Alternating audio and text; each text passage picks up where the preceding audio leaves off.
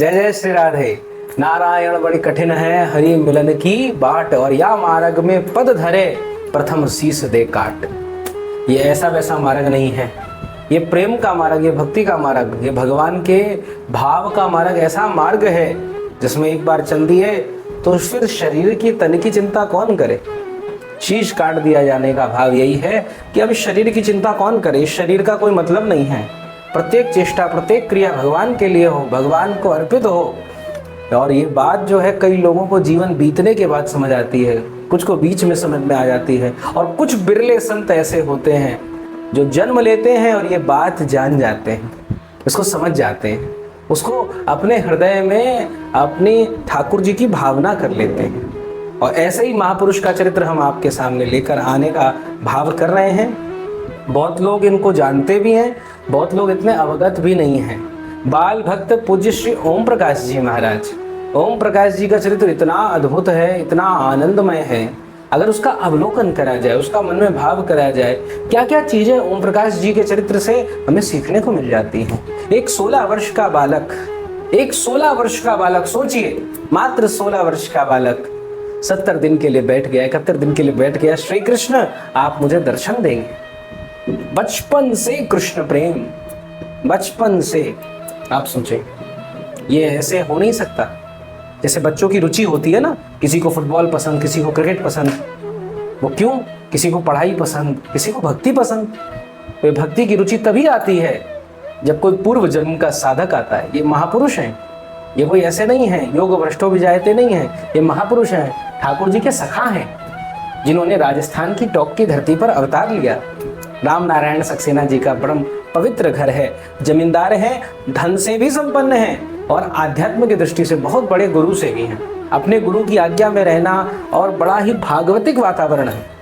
जैसा वातावरण होता है, जैसा रंग, जैसा सब लोग चारों ओर सबका व्यवहार वातावरण होगा, वही बच्चे पे चढ़ेगा।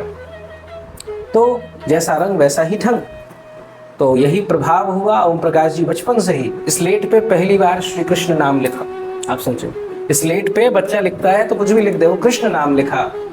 एक बार बताते हैं, ठिड्डों की बड़ी भारी वहां पे आफत आ गई, ठिड्डे आ जाते हैं तो पूरे खेत का नाश हो जाता है। ओम प्रकाश जी बहुत छोटे से थे और भगवान कृष्ण में बहुत प्रेम। पूज्य राधा बाबा जी के चरित्र में भी आता है, जब भी कोई संकट आता बस शिव शंकर का ध्यान करते। जेल में शिव जी के दर्शन हो गए उनको, स्वतंत्रता संग्राम के लिए लड़ रहे थे तो जेल में बंद कर दिया गया, तो जेल में शिव जी के दर्शन हुए उनको। हिमालय के पर्वत पर कर्पूर गौरम करुणावतारम, ऐसा सुंदर भाव। तो कहने का भाव बस इतना सा है, कुछ महापुरुषों के जीवन ऐसे अद्भुत होते ही हैं। ऐसा नहीं कि आप नहीं बन सकते, बिल्कुल बन सकते, पर उनके मार्ग पे चलना पड़ेगा, उनका अनुसरण करना पड़ेगा, उनके अनुसार चलना पड़ेगा। वही चीज बाल भक्त ओम प्रकाश जी में श्री कृष्ण के प्रति दृढ़ विश्वास। श्री कृष्ण करा देंगे। अरे मुझ में एक अकड़ है, क्या अकड़ है कि श्री कृष्ण मेरे सखा हैं, ऐसा उनका भाव रहता। और बस श्री कृष्ण के पास गए, बंद होना चाहिए और सख्य भाव के खूब आनंद में। और वो चीज़ हुई। नानी ने कहा, बेटा अब तो इस बार खेती वगैरह सब बर्बाद हो जाएगा, पूरा शहर तहस नहस हो जाएगा। ओम प्रकाश जी अंदर गए, प्रार्थना करके आए, बाहर देखा सब गायब। और दृढ़ हो गया विश्वास और उनका मन लग गया। एक चार्ट बना के रखते दिन में, बच्चों को बहुत आवश्यकता है इसको, से बच्चों को, बूढ़ों को और जो बीच वाले हैं सबको आवश्यकता है। एक चार्ट बना के रखो, मुझे ये करना है, ये करना है, ये करना है, मुझे इतनी माला करनी है, और उसके हिसाब से अपने आप को नंबर दो, अपने गुरु स्वयं बनो। नारायण स्वामी जी के पद बड़े पसंद थे कि नारायण हरिभजन में ये पांचों न सुहात, विषय भोग निद्रा हंसी जगत प्रीति बहुबात। नारायण बड़े सुंदर सुंदर पद हैं। एक पद था कि संत सभा झाकी नहीं, लियो न हरि को नाम, नारायण तू कहवेदी तू चाहत कल्याण। संत सभा तो ये झाकी नहीं और कियो न हरि गुणगान, कभी तूने हरि का गुणगान नहीं करा। अब फिर तो भाई किस बात से, नारायण तू कहवेदी तू चाहत कल्याण, तुम किस विधि से अपना कल्याण चाहते हो। तो ऐसे सुंदर सुंदर पद नारायण स्वामी के थे, उनको ही अपना गुरु मान लिया इन्होंने। और फिर ऐसा ठाकुर जी की कृपा हुई इन पे, श्री कृष्ण बात करने लग गए। आगरा आए, आगरा ब्रज भूमि के एकदम पास में, वृंदावन के पास में। कृष्ण भक्त के लिए ये तो महोत्सव है भाई, अमृत पास में है, बस भागना ही था, वहां तक पहुंचना ही था। एक दिन वैराग्य का अतिरेक हो गया और श्री कृष्ण की आज्ञा भी हुई। श्री कृष्ण की आज्ञा से एक स्थल को देखा, जिस स्थल पे यमुना जी के तट पे कई सिद्ध संतों ने तपस्या करी थी। वो स्थल कहाँ है? तो आप सब आते हैं ना मथुरा से, जब आते हैं वृंदावन की तरफ, तो मथुरा से जो वृंदावन मार्ग आता है, पागल बाबा का आश्रम है, पास में मायावती अस्पताल है, वहाँ से सीधे रोड जाती है यमुना एक्सप्रेस वे पे, उसी बीच में पड़ता है, कैलाश नगर कॉलोनी के थोड़ा सा आगे। तो वहाँ पर श्री ओम प्रकाश जी विराजमान हो गए। और अभी तो आपको सोचो रोड वगैरह है, पहले इतने घने जंगल थे। भक्ति आश्रम वाले पूज्य देवदास बाबा बता रहे थे कि जब वो गए थे आज से 30 साल पहले, इतना घना जंगल था, वो ढूंढने पे मिली। कई 1-2 साधक मुश्किल से आ पाते थे, वरना कोई जानता भी वृक्ष ही बना था। अब तो आज इतना आराम है कि आप रोड के पास में खड़े हो जाओ और शांति से चले जाओ।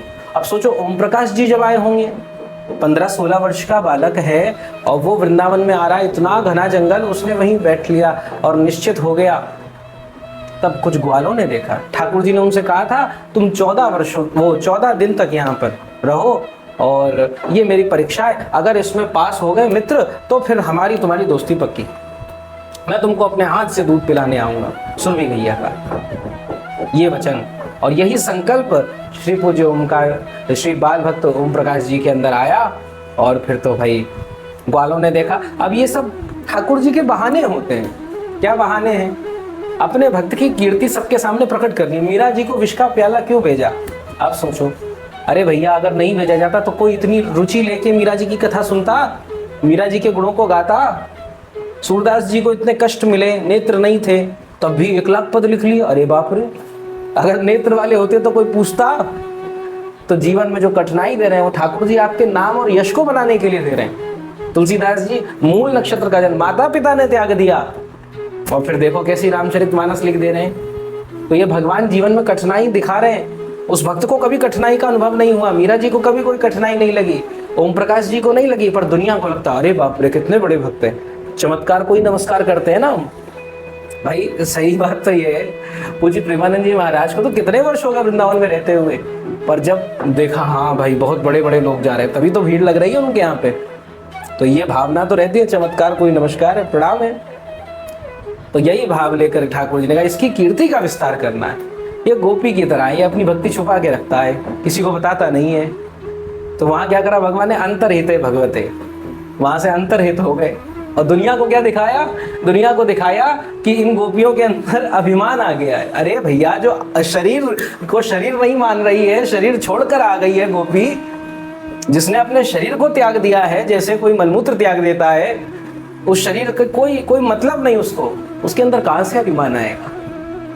ये श्री कृष्ण उन गोपियों के प्रेम को प्रकट करना चाह रहे थे और यहाँ अपने बाल भक्त ओम प्रकाश के प्रेम को प्रकट करना चाहा। देखो मेरा भक्त कैसा होता है, मेरा भक्त का स्वरूप कैसा होता है। श्री ओम प्रकाश जी वहां बैठे, ना अन्न लिया ना जल लिया। आप सोचें, एक दिन में हालत बन जाती है व्यक्ति की। निर्जला एकादशी रख ले, दूसरे दिन सब पीता पाता डोलता है, पानी छाछ धनिया की ठंडाई सब लेगा। 14 दिन हो गए, ठाकुर जी ने दिन बढ़ा दिए, कोई चिंता नहीं। ओम प्रकाश भक्त के मुख पे विचित्र सी हंसी, प्रसन्नता। क्यों? क्योंकि प्रियतम मिलने वाले हैं, ठाकुर मिलने वाले हैं। आपका एक जो होना था हो लिया। एक दिन की बात थी प्रारंभ में, अब तो भैया वो बड़े शहर में बड़े घर के रहने वाले एकदम से यहाँ आए और केवल एक वस्त्र, तो बड़ी ठंड लगी उनको। छोटी सी झोपड़ी सी बनाई थी तो ठंड लगी और रात्रि को सो गए। तब क्या देखते हैं, सुबह उठे तो कोई कम्बल उड़ा के चला गया। पूरे कम्बल उड़े हुए थे। उन्हें बड़ा आश्चर्य हुआ, ये कम्बल कौन उड़ा गया? तब सामने देखा ये महात्मा थे, सफेद सी दाढ़ी, बड़ा शरीर उनका, उनकी तरफ बड़े लगता है इन्होंने उड़ाया होगा। उनको वापस देने के लिए कि मैं इसको नहीं ले सकता, प्रभु की आज्ञा नहीं है, महात्मा ने बोला नहीं नहीं रख रख रख, तेरा जो काम है वो होने वाला है, तू जिस जगह पहुंचना चाहता है ना पहुंच गया है। और ये कहते कहते अंतर्ध्यान हो गए। अब उनको लगा ये कौन है। बाद में जब ध्यान करा, ओम प्रकाश जी ध्यान बहुत करते थे। देखो साधक के लिए 2 किनारे हैं, भक्ति की जो नदी है 2 तटों से बहती है। एक तट है उसका नाम जप, दूसरा तट है उसका ध्यान। जिनका नाम जप कर रहे हो उन्हीं प्रभु का ध्यान करना है, जिनका ध्यान कर रहे हो उन्हीं प्रभु का नाम जप करना है। अपने आप प्रेम की सरिता, प्रेम की गंगा, अपने आप हृदय में प्रभु की भक्ति आ जाएगी, कुछ और करना नहीं पड़ेगा। उनका ध्यान करा और भैया तो पता चला ये तो श्री कृष्ण ही थे। आए हाय, मैं तो ठगा गया। अब तो भैया ओम प्रकाश जी बड़ी विलक्षण घटनाएं उनके संग होने लगे। कुछ कह देते तो सत्य हो जाता। किसी को वहाँ ग्वाले वगैरह आते थे, बड़े प्रभावित हुए, तो ग्वालों गडरियों को लगा भाई ये तो कोई बड़े बाबा हैं। और 16 साल का बालक ही था। सब पुराने ब्रजवासी बताते हैं स्कूल की ड्रेस में, जैसे स्कूल का बच्चा आता है वैसे आए थे और वहीं पर विद्यमान हो गए। फिर धीरे धीरे लोगों का तांता लगने लग गया, बहुत जगह जगह से लोग आने लग गए। एक पुलिस अधिकारी को लगा कि भाई हो सकता है ये माता पिता से नाराज हो जाता है बच्चों के अंदर। कई बच्चे ऐसे होते हैं, माता पिता ने कुछ डांट दिया, फटकार दिया, भाग जाते हैं घर से। तो इसको लगता है डांट फटकारना चाहिए। तो पुलिस वाला गया और उनके संग कई अधिकारी लोग थे, उनको डांटा, फटकारा, बदतमीजी करी उनसे। परंतु ओम प्रकाश जी ने बहुत समझाया कि नहीं, मैं नहीं जा सकता, मुझे प्रभु की आज्ञा। अरे ये प्रभु प्रभु कौन होता है? उसने अपनी नास्तिकता में कह दिया, अथवा बच्चे को समझाने के लिए कह दिया। पर भैया ठाकुर जी जिसके रक्षक होते हैं उसको दंग नहीं करना चाहिए। तुरंत ओम प्रकाश जी तो कुछ नहीं बोले, उसके पेट में असह्य दर्द होने लग गया, बेचारा परेशान हो गया। हाथ पैर जोड़े उसने, फिर उसके बाद चलता बना, तब जाके ठीक हुआ। तो कहने का भाव क्या है, किसी के साधन में रोक मत लगाओ, किसी के साधन को नहीं रोकना चाहिए। तो ऐसी अद्भुत अद्भुत घटनाएं उनके संग होने लग गई। वहां पर खूब लोग आने लग गए। एक कोई व्यक्ति भी आए, उन्होंने कहा कि मुझे आपके दर्शन करने, रात्रि का समय था, उन्होंने कहा मैं दर्शन नहीं देता, जाओ जाओ जाओ श्री कृष्ण का दर्शन कराना। बोले नहीं नहीं मैं नहीं कराता। वो पर बहुत पीछे पड़ गए। अब सच्चे संत के पास तो सब कुछ होता है। उन्होंने कहा मैं तुम्हें वहीं आके दे दूंगा, जाओ यहाँ से। और वो चले गए मथुरा में, और मथुरा में शयन कर रहे थे, तभी देखा बाल भक्त ओम प्रकाश जी और संग में श्री कृष्ण को लेकर उनके सामने खड़े हैं। जैसे इसका दर्शन करा तो आंखों से अश्रु प्रवाह। ऐसे कितने लोगों का कल्याण कर दिया पता ही नहीं, कितने लोगों को उबार दिया पता। एक आदमी आया, पेट में बहुत दर्द था, असह्य पीड़ा थी, शरीर में बहुत परेशान रहता था, पता नहीं कितने उपचार करा चुका होगा। उसने कहा बाबा मुझे तो आप पे विश्वास है। कोई ज्यादा उम्र नहीं थी, 16 साल के थे, पर वही सिद्धि को प्रणाम करते हैं, तो आप पे विश्वास है, आप मुझे कुछ बताओगे तो वो हो जाएगा। ओम प्रकाश जी ने कहा मेरे पे कुछ नहीं है, पर तू श्री कृष्ण का स्मरण कर कर महामंत्र हरे कृष्ण कृष्ण कृष्ण हरे हरे, हरे राम राम राम हरे हरे, इसका स्मरण कर कर तो यमुना जी का जलपान कर। कल्याण की पुस्तकें पढ़ा करते थे, गीता प्रेस से जो आती हैं, कई सारी भक्तों के चरित्रों को पढ़ा करते थे। जब बच्चे थे, छोटे छोटे थे, यहाँ पे आगरा में या टॉक में रहते थे, उसका प्रभाव देखने को आया। धीरे धीरे ब्रज के संतों में भी ये बात फैल गई। संत आके समझाते, देख भैया भगवान से हट करना अच्छी बात नहीं है, ये हट अच्छा नहीं है।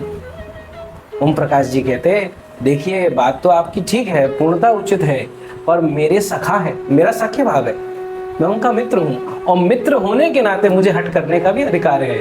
पर फिर भी भगवान मैं अपनी इच्छा से नहीं कर रहा हूँ, श्री कृष्ण की आज्ञा है। अच्छा तुम्हारे गुरु कौन है? लोगों ने पूछा। ऐसे ही हरि बाबा का जाना हुआ तो उन्होंने पूछा तुम्हारे गुरु कौन है? तो बोले नारायण स्वामी जी महाराज। नारायण स्वामी जी, अरे ब्रिज में ही रहते हैं, उनको लेकर आए सब लोग वहां पर। आपका शिष्य है, आपका ये इससे, अरे बेचारा बच्चा मर जाएगा, क्या होगा, ऐसे भक्ति नहीं करनी चाहिए, ऐसे भजन नहीं करना चाहिए। नारायण स्वामी जी ने कहा देखो भाई तुम्हारी भक्ति बहुत उत्तम है, और तुम मुझे गुरु भाव से मानते हो, उनको पहले दंडवत करा, प्रणाम करा, ये बहुत उत्तम बात है। तुम एक काम करो, नर्मदा के तटों पर जाकर वहां पर भजन करो। ओम प्रकाश जी ने हाथ जोड़ लिए, हे भगवान आपकी आज्ञा अगर ऐसी है तो मैं टालूंगा नहीं। आपकी आज्ञा है वहां जाओ, वहां भोजन आदि ग्रहण करते हुए भजन करो, परिक्रमा करो, तो मैं टालूंगा नहीं। परंतु प्रभु आपको मैं सत्य सत्य कह रहा हूं, ये कार्य करने के लिए श्री कृष्ण ने आज्ञा दी है, श्री कृष्ण ने आज्ञा दी है। आप भैया किसी के कहे में नहीं आते, सब लोग बड़े परेशान। और इतने समय में आप सोचो भाई, इतनी कोई दूरी थोड़ी ना है टोंक की या राजस्थान की, परिवार का व्यक्ति अधिकतर आ ही नहीं पाते। भगवान लीलाएं कुछ अद्भुत ही करते हैं।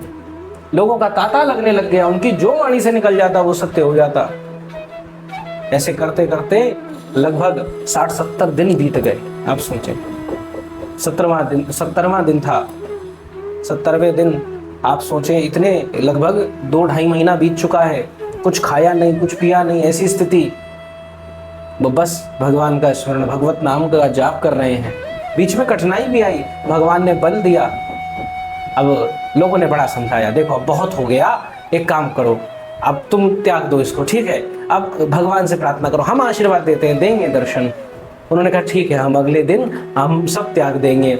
71वां दिन था और सुबह सुबह प्रातः काल नारायण स्वामी जी, सब संतों की मंडली, वृंदावन ब्रज क्षेत्र के जितने बड़े बड़े संत, सिद्ध संत, महापुरुष थे, सब लोग आए हुए और उनको दूध पिलाने के लिए, भाव से भाई उनकी गैया का दूध पीने का भाव था। तो श्री कृष्ण नहीं तो सब संत सही, आकर देखा तो कुटिया में क्या देख रहे हैं, ओम प्रकाश बालक जो सदा एक आसन में विद्यमान रहते, नाम जप करते हुए मिलते, उनके अधरों पर, उनके चेहरे पे एक अजीब सी मुस्कुराहट है। अंतिम छवि के आप दर्शन करें, हमें नहीं पता आपको इंटरनेट पे मिलेगी कि नहीं मिलेगी, पर ओम प्रकाश जी मुस्कुरा रहे हैं। मरने की स्थिति में कोई मुस्कुराता नहीं है। 70वां दिन था और क्या हुआ, दूध के कड़के निशान मुख पे थे, दूध के छोटे छोटे बूंदों के निशान मुख पे थे। अरे भैया, जिन श्री कृष्ण के लिए इतने दिनों से साधना करी, वो श्री कृष्ण आ गए। उन श्री कृष्ण ने दुग्ध पिलाया सुरभि गैया का, और उसके बाद कहा कि तुम यहीं रुको, लोगों का कल्याण करना। पर श्री ओम प्रकाश जी ने कहा नहीं, अब नहीं नाथ, बहुत देख लिया संसार मैंने देख लिया, सब मतलब के नाथ मैंने देख लिया। हे नाथ, तुम ही सच्चे हो, ये सारे नाते तो मतलब के हैं, इसीलिए प्रभु अब मुझको अपने संग ले चलो, अपने पास ले चलो। ऐसा करुण भाव करा। तो यद्यपि भगवान चाहते थे लोग कल्याण करें, पर सखा थे तो अड़ गए, तो भगवान की भी नहीं चली। अंत में भगवान को इनको अपने संग ले जाना पड़ा। नारायण स्वामी जी, जितने ब्रज के संत थे, सबको उस क्षण जब नारायण जी, श्री बाल भक्त जी को अंतिम यात्रा हो रही थी, सबको ये दिखा कि श्री कृष्ण अपने सखा को अपने संग ले जा रहे हैं। एक बहुत सिद्ध संत थे, उनको दर्शन हुए थे कि हाँ श्री कृष्ण आकर उनको दुग्ध पिला रहे हैं। तो ऐसे कितने ही संतों के प्रमाण भी मिलते हैं। श्री कृष्ण की प्राप्ति भी कर ली। और 70वां दिन था, केवल पिया तो श्री कृष्ण के हाथों का दूध पिया। और जो कम्मल वो श्री कृष्ण स्वरूप में महात्मा आकर दे गए थे, उस कम्मल को सब जानते थे कि भगवान की प्रसादी है। तो सबने एक एक रेशा बट गया उसका, भगवत प्रसादी। ऐसे करते हुए ओम प्रकाश जी की अंतिम यात्रा निकली। अंतिम यात्रा क्या कहें, ये तो हरि यात्रा है, हरि यात्रा है। ओम प्रकाश जी तो प्रभु से मिल ही चुके।